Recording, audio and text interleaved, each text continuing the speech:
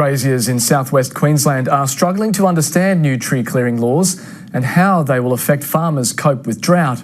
Property owners worry they'll have to pay thousands of dollars to manage mulga trees, which they use to feed cattle.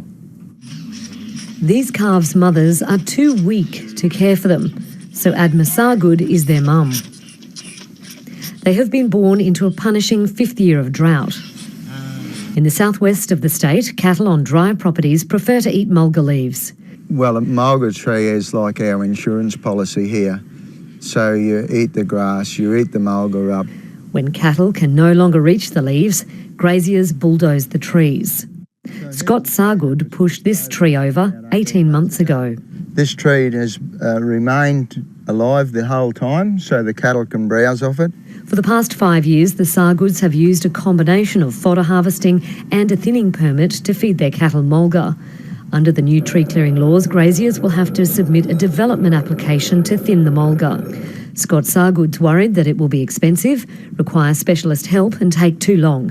But without a thinning permit, he says he'll have just 18 months of food for his cattle. It's very, very difficult to be restricted anymore with them and be viable.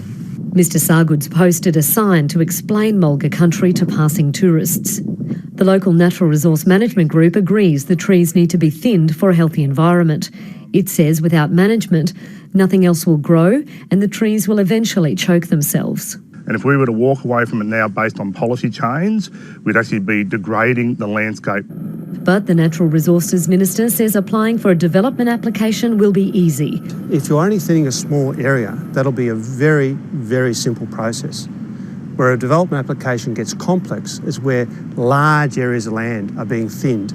The government says fodder harvesting is important and the changes allow it to continue. Nicole, ABC News, Charleville.